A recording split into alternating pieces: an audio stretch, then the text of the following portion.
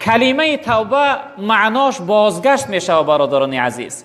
وقتی که ما و شما میگیم ای خدا نزد توبه کردم، ای خدا منو ببخش، توبه معناش این است که ای پروردگار من میخواهم که دوباره به تو رو بیارم، من از راه گناه، از راه شیطان، از راه یعنی فسق و فساد دل زده شده ام، چقدر ناراحت و پریشان و غمگین و چقدر حیاتی بد از خود کردم، میخواهم که دوباره ای پروردگار به تو رو بیارم. کلمه توبه با این معنا است که دوباره به خدا رو آوردن، یعنی از شیطان، از دنیا، از نفس، یعنی از همه بدی ها و نافرمانبرداری ها رو گرداندن و دوباره به سوی خدا رو آوردن توبه میگویم برادران عزیز بزرگوار. اکنون ما و شما بیه برادر عزیز که امشب شبی یعنی توبه و شبی صلح به پروردگار قرار بدیم، یا اینکه آشکارتر بگیم این شب آشتی کردن با پروردگار قرار بدیم. وقتی که بنده در اصل توبه کنه او شخصیت به خدا آشتی کرده است، به خدا رو آورده است. و این خاطر ما و شما امشب قصد داشته باشیم که تا امروز خوب گناه کردیم، تا امروز خوب از خدا رو گرداندیم، تا امروز خوب در هر ندا و صدای شیطان لبیک گفتیم، از قفای شیطان دویدیم. بس است اکن ما بنده شیطان، بنده دنیا، بنده نفس نیستیم، ما بنده الله رب العالمین هستیم. وعبد ربک حتی یأتیک الیقین. عبادت و بندگی پروردگار تا دم مرگ، تا اون لحظه ای که ملک الموت به سراغ می آید باید برادر عزیز بجا بیاری. بندگی خدا این است که در شب قدر مسجد بیایی و دیگر نمازات نخوانی. بندگی خدا این است که روز جمعه نماز بخوانی و دیگر نمازات نخوانی. بندگی خدا این است که انسان در ماه رمضان عبادت کنه، در غیر رمضان این بندگی نیست برادر عزیز. بندگی خدا همیشه هست. هر شب شب قدر است. اگر قدر بدانی، اگر قدردانی کنی، عزت کنی، عبادت کنی، هر شب برادر عزیز برای تو شب قدر است. هر روز روز رمضان است برای تو اگر عبادت و بندگی خدا کنی. رب العالمین در بسیاری از آیاتهای قرآن ما و شما را امر کرده است برای توبه کردن، یعنی برای دوباره به خدا رو آوردن. رب العالمین می فرماید استعذ بالله یا ایها الذین آمنوا توبوا الی الله توبه نصوحا. رب العالمین میگه ای آن ذاتانی که ایمان آورده اید بازگشت کنه، یعنی توبه کنه، به سوی خدا باز بگرده. توبه نصوح، توبه یک باره. این توبه دروغی که ما امروز داریم این نوع توبه نه که مردم ما عادت دارن بعد از نماز اینجاها رو میخپن میگن ای پروردگار توبه کردم نزدت، اما از مسجد برآمد با توبهش میشکنه، با عهدش میشکنه، با دوباره گناهش تکرار میکنه. این توبه نیست برادر عزیز. توبه حقیقی رب العالمین میگه توبه نصوح است. توبه هست که بعدش دوباره گناه تکرار نمیشود. توبه هست که بعد او انسان دیگه دوباره در فکر گناه نمیشود.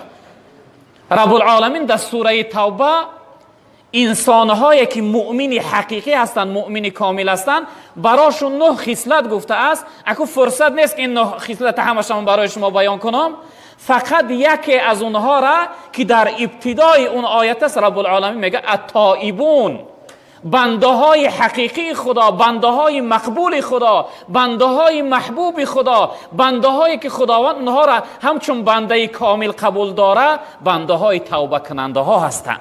بنده هایی هستند که اونها همیشه عادت شو چی است؟ توبه کردن است. که پیغمبر بزرگوار صلی الله علیه وسلم به سوی ما امر کردند که ایها الناس، گفتن ای مردم، ای امت های من، ای پیروای من، توبوا الی الله، بازگشت کنه، توبه کنه به سوی الله. فانی اتوب الیه فی الیوم 100 مره، زیرا اینکه من پیغمبر شما هستم، بهترین شما هستم، من هر روز 100 بار نزد خدا توبه میکنم. ببین پیغمبر بزرگوار ما معصوم بودن، او خالی از گناه بود و ای گناه نمیکرد. و خداوند وعده کرد که ای محمد گناهی پیش قفای تو بخشیده شده است، تو معصوم هستی، پاکیزه هستی، تو گناهی نداری. اما پیغمبر بزرگوار گفتن من هر روز زیاده از 100 بار توبه میکنم. ای امتم شما هم عادت توبه کردن داشته باشید، یعنی در هر کار رو به خدا بیاره. توبه معناش این است که هر عملی کردنی میشوی نظر کن که آیا خدا از او عمل تو راضی هست یا نه، در او کاری که میکنی خدا امرت کرده است یا نکرده است، خداوند او کاری تو را دوست میداره یا نمیداره. توبه همین است برادر عزیز، در هر کار به خدا رو بیار. در جای دیگر رب العالمین میگه و توبوا الی الله جمیعا ایها المؤمنون لعلكم تفلحون. جمع شما ای مؤمن ها میگه به سوی خدا بگرده، بس به خدا رو بیاره تا اینکه شما نجات بیایید، تا اینکه از این فتنه های دنیا، از این غریبی های دنیا، از این رنج و مشقت دنیا، از این بی‌برکتی دنیا شما نجات بیابه. خداوند ما را امر داره که ای بنده ها، ای مردم به خدا رو بیاره، سوی خدا بگرده، از خفای شیطان نروه، از خفای نفس ندوه، از خفای دنیا قدر خطونه نبخشه. شما را خداوند برای دنیا و شیطان و نفس خلق نکرده است. و ما خلقت الجن والانس الا لیعبدون. رب العالمین میگه من انسانها و جنها را برای بندگی خودم خلق کردم، نه برای شیطان و دنیا و نفس. زندگی مقصود بهر بندگی است، زندگی بی بندگی شرمندگی است. زندگی مقصد خدا برای چی خلقت کرده است؟ برای بندگیش کنی. زندگی که دو بندگی نباشه والله او شرمندگی هست. شیخ عطارم، شیخ سعدی میگه ابر و باد و مه و خورشید و فلک در کارند تا تو نانی به کف آری و به غفلت نخوری. این همه بهر تو سرگشته و فرمان بردار، شرط انصاف نباشد که تو فرمان نبری. حضرت میگه ابر میبینی شب میشوه، روز میشوه، آفتاب میبراید، شمال میگرده. برای چیست؟ برای تا انسان خوشحال و آسوده زندگی کنی. همه در خدمت تو هست، همه امر و فرمان پروردگار. خدا امرش میگه که ای شمال بگرد تا اینکه بنده های من گرم نشوه. خداوند امر میگه که ای روز شب شو تا اینکه بنده من خواب رو و استراحت کنه. روز شو تا اینکه زندگیش دوام بتیه. این همه با امر خدا برای من شما حرکت داره. برادر عزیز بزرگوار، حضرت چی میگه؟ میگه شرط انصاف نباشد که ای انسان تو فرمان پروردگار نبری. همه را در اختیار داده است، همه برای تو خدمت دارند. در این شب قدر بهترین ملائکاش جبرائیل برای تبریک تو میفرسته، این قدر ملائکا برای زیارت تو میآیند. ای برادر عزیز، به قدر خودت بر، از قدر خودت بدان. قیمت خود برده نان مانده، نرخ بالا کن که ارزان مانده. برادر عزیز، قیمت فقط امروز مسلمان عادت داره سیر باشه، در فکر دیگر چیز نیست که وای در کدوم حالت است، آیا وای عبادت نماز خوانده است نخوانده است، خدا را از خودش راضی گردانده است نگردانده است، فکر نمیکنه. قیمت نرخ بالاتر که میگه حضرت مولانا، قیمت خود برده نان مانده، نرخ بالا کن که ارزان مانده. یعنی به خدا رو بیار. ارزش تو، قیمت تو رضای الله از جنت است، سعادت دنیا و آخرت است. برادر عزیز، به خود بیا، یک بار فکر کن. پیغمبر بزرگوار صلی الله علیه وسلم در روایت دیگر فرمودند که لله اشد فرحا بتوبه احدکم من احدکم بضالته اذا وجدها. پروردگار بچنان خوشحال و خرسند می شده است با توبه کردن یک کدام شما. وقتی شما توبه میکنه خداوند بچنان خرسند می شده است که جناب پیغمبر مثال آوردن، گفتن مثل یک انسانی که یک گم شدهش پیدا کرده بود، یک چیزی که گمش کرده بود در جست و جوش بود میکافتش، وقتی پیداش کنه چه قدر خرسند میشوه. پروردگار این چنین از توبه شما خرسند میشده، این چنین خوشحال میشده. حتی در روایت دیگر جناب پیغمبر وقتی بنده مؤمن توبه میکنه به خدا رو میاره، میگه خداوند بچنان خرسند میشده مثل شخصیتی که در یک صحرا و چول رفته بود، در یک سایه درخت پایان شد، دم میگرفت، ناگاه خوابش برد، از خواب بیدار شد، دید که اون اشتری که یعنی خوراکش بود و یعنی آبهاش بودن، اون شتر همراهی خوراکهاش نیستن، خسته رفته، یعنی شتر نابود است. میخیزه هر سو جستجو میکنه، شترش پیدا نمیکنه. این شخصیت میگه عنیق میکنه، به خلاصه میگه که عنیق میکنه که اکنون مردن من عنیق شد. در این صحرا، در این چول، از یک جانب بی خوراکگی، بی آبی، عنیق من تشنگی و گرسنگی را هلاک میشم و میمرم. این انسان میگه ناامید میشوه، سرش غم، چنان غمگین در فکر فرو رفتگی است، ناگاه میگه سرش میبرداره، نگاه میکنه که اشترش همراهی یعنی آب و خوراکش در نزدش ایستاده است. این شخصیت با چنان خرسند می شده است که از حد زیاد خرسند شدن خودش گم می کرده است. می گفته است ای پروردگار تو بنده من هستی و من خدای تو هستم. یعنی از سراسیمگی از خود گم کردن، یعنی برعکس میگفته است. دیگه میگفته ای پروردگار بجای بگه که تو خدای من هستی، من بنده تو هستم، از خرسندی و خچه گم کردن این شخصیت میگفته ای پروردگار تو بنده من هستی و من خدای تو هستم، با چنان خرسند میشته. یعنی رب العالمین هم با توبه کردن من و شما از این زیادتر خرسند میشده وقتی بنده نزد او توبه میکرده، رو به او میآورده. یعنی برادران عزیز و بزرگوار، برای ما و شما توبه لازم است. در هر عمل، در هر لحظه توبه لازم است. ما باید رو به خدا بیاریم، باید نزد خداوند توبه داشته باشیم. پیغمبر بزرگوار صلی الله علیه وسلم در روایت دیگر گفتن که کل ابن آدم خطاء و خیر الخطائین التوابون. گفتن تمام فرزند انسان خطاکار است، تمام انسان خطا میکنه، گناه میکنه، اما بهترین خطا کننده ها، بهترین گناه کننده ها همون شخصیت هایی هستند که بعد از گناه در حال توبه میکنند. همون شخصیت هایی هستند که بعد از گناه پشیمان میشوند. پشیمان شدن از گناه خودش توبه است. برادران عزیز، پیغمبر بزرگوار گفتن ان ندم و توبتون، پشیمانی از گناه خودش توبه هست. باید انسان بعد از گناه در حال از گناه پشیمان شود، رو به خدا بیاره، باید توبه داشته باشه. در جای دیگر رسول اکرم صلی الله علیه وسلم گفتن ان الله عز وجل یقبل توبه العبد ما لم یغرغر.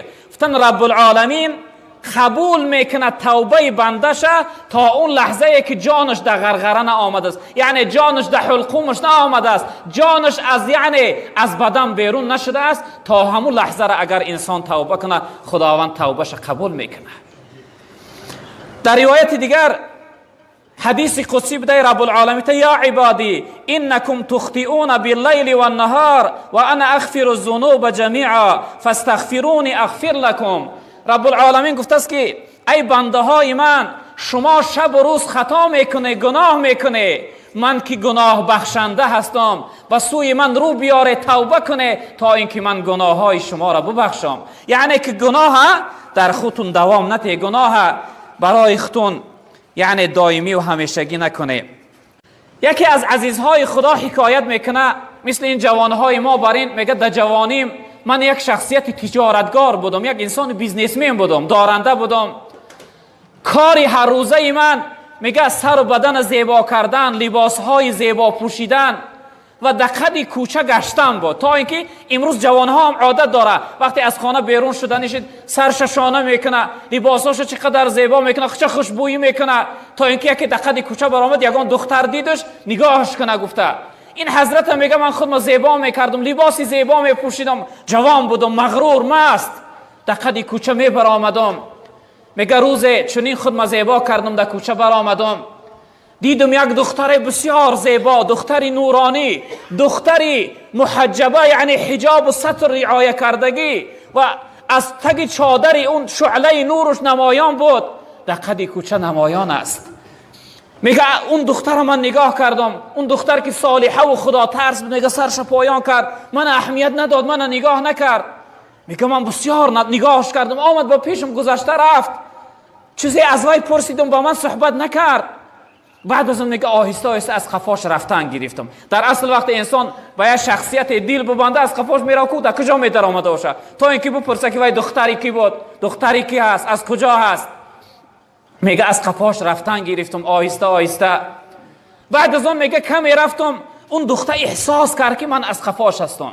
بعد از اون میگه دجاش ایستاد، گشت گفت برادر، گفت از قفای من کجا میآیی؟ چی مقصد داری؟ از من چی میخواهی؟ میگه گفتم که من به تو عاشق شدم، من محبت تو، عشق تو در دل من جا گرفته، من تو را دوست داشتم. میگه این دختر گشت گفت ای جوان، گفت تو با چی چیزی من عاشق شده ای؟ میگه نگاه کردم، بسیار چشمهای گردی بزیب داشت. گفتم ای دختر من با چشمهای تو عاشق شدم، چقدر چشمهای زیبا داری، چشمهای بزیب داری. میگه این شخصیت گفت، این دختر گفت ای جوان، گفت میخواهی که من ترا به مقصدت برسانم، به آرزوت برسانمت؟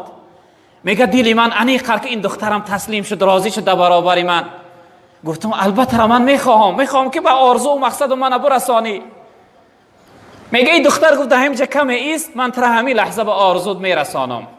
اون جایی میگه ما ایستاده بودیم، البته بری راه بود، یک در هوی بود، یک دروازه. این دختر میگه در همون دروازه داخل شد. از بین یک کمی گذشت، از اون دروازه میگه یک غلامزن سال رفته در دستش یک طبق، در بالای طبق یک رومال بار کرده بیرون شد. من دید که یک جوان استاده. گفت ای جوان، با چشمهای همون دختر زیبا شما عاشق شده بوده؟ میگه گفتم بله من عاشق شدم. بعد از اون میگه این زن رومال از بالای طبق گرفت، من دیدم که در درون طبق چشمهای اون دختر گذاشته شدند. این دختر داخل خانه شد. این زن حکایت میکنه داخل خانه شد، چشمها را از سر گرفت و در طبق گفت یک جوان با همین چشمهای من عاشق شده، بربطه تا اینکه با مقصدش برسه. میگه این حادثه را دیدم وجود من لرزه فرا گرفت. به خانه را آمدم، میگه به خود نمی آمدم. اون شب تا سحر خوابم نبرد. وقتی سحر شد میگه در حال خیستم، راست نزدی در این شخصیت آمدم، در زدم. میگه همون پیرزن در کشاد بیرون شد. گو ای جوان با چی میخواهی؟ از اون دختر چیزی میخواستی برات داد، با چی میخواهی؟ کجا آمده ای؟ گو بخشش مادر، من بخشش پرسی آمدم. من خواستم که از اون دختر بخشش بپرسیم که برای من خوشه این قدر آزار داد، این قدر عذاب داد خوشه. میگه این پیرزن گفت که ای فرزندم، گفت دیر کردی. اون دختر همون دیروز وقتی چشمهاش از سر گرفت و برای تو داد، یک دعا کرد و بعد از اون دعا جان داد. ما دیروز او را در خاک سپاریدیم. دعاش چی بود؟ دعای او دختر این بود که ای پروردگار، این چشم و این جسم و بدنی که سبب گناه کردن یک جوان میشود، من از این بیزار هستم. ای پروردگار، من نمیخوام که از روی من یک جوان جهنمی و دوزخی بشود. پروردگار اگر از تو از من راضی باشی، همین امانت جان از بدن من بگیر. من در این دنیا دلتنگ شدگی هستم، من دیگه در این دنیا زندگی نمیخواهم. میگه همین جمله ها را میگفت و جان داد. این دختر را بردیم، دیروز ما در خاک سپاریدیم. این جوان میگه من سراغه قبرش گرفتم و سر قبر اون دختر رفتم. 3 شبانه 3 روز میگه من خواب نرفتم، در تاری سری وی گریه کردم، از وی بخشش میپرسیدم. گفتم ای پروردگار، اگر این بنده تو از من راضی باشه، به سبب خواب دیدن یا اینکه به سبب الهامات من خبر که تا اینکه دل من آرام بگیره. میگه 3 شبانه 3 روز خواب نرفته بودم. روز 3م میگه در سر قبر همون دختر سر گذاشتم، خوابم برد. میگه خواب دیدم که این دختر در خوابم در آمد. گو ای جوان، با از من چی میخواهی؟ میگذاری که در همین خانه آخرتم آرام خواب روام. چی میخواهی؟ چشمهامو میخواستی دادم برای تو. میگه گفتم ای خواهر اسلامی، من ببخش، من میخواهم از تو بخشش بپرسم. میگه ای دختر، گو که همون لحظه ای که من چشمهامو برات دادم، همون لحظه من تو را بخشیده بودم. اینجا عیب تو نیست، اینجا عیب من است که من خودم در خد کوچه برآمدم و نمایان کردم و جلوه دادم. از روی دیدن من تو گناهگار شدی، یعنی تو خود به گناه آلوده کردی. بعد از اون میگه از این دختر بخشش پرسیدم و از این دختر یک خواهش کردم. گفتم ای که خواهر اسلامی، برای من بدبختی گناهگاری گمراه یک نصیحت کن تا اینکه اصلاح شوم، تا اینکه بعد از آن حیات ما یعنی خوشبختانه در عبادت و بندگی بگذرانم. میگه این خواهر اسلامی یک نصیحت کرد برای من. گفت برادر، اگر بخواهی که گناه نکنی، اگر بخواهی که دیگر در راه معصیت و گناه نروی، در هر حالت و هر کجای باشی خود را در محضر خداوند حاضر بدان. در هر کجای باشی انیق بدان که خداوند تو را دیده ساده است. ای بدبخت، آیا در محضر خدا، در نزد خدا تو چی نوع گناه میکنی؟ میگه چنین برای من نصیحت کرد و برای من گفت که اگر بخواهی که بدبخت نشوی، اگر بخواهی که حیاتت خوشبختانه بگذره، بعد از هر خطا و گناه، بعد از هر فکر و نیتی بد، نگاهی بد، شنیدنی بد یا گفتنی بد، در حال گفت برادر توبه داشته باش. یعنی که توبه در حالی سبب چی میشه؟ سبب اصلاح انسانیت میشه. حالا این که وقت خداوند ببینه که حضرت آدم علیه السلام هم خطا کرد، خداوند از جنت بیرونش کرد، بعد از 40 سال گریه کردن خداوند توبهش قبول کرد. یک شب و 2 شب نه، یک روز و 2 روز نه، 40 سال حضرت آدم علیه السلام گریه میکرد، دعا میکرد ربنا ظلمنا انفسنا و ان لم تغفر لنا و ترحمنا لنکونن من الخاسرین. پروردگارا، من به نفسم ظلم کردم، تو من از گناه ما انداشتی، من یعنی به درخت نزدیکی کردم، گناه کردم. اگر تو گناه های من نبخشی، به حالم رحم نکنی، من از جمله ستمگاره، یعنی از جمله زیان دیده ها می باشم. به همین خاطر ما و شما هم باشیم برادران عزیز بزرگوار، برای ما توبه لازم و ضرور است. باید که از هر گناه و خطا یعنی توبه داشته باشیم.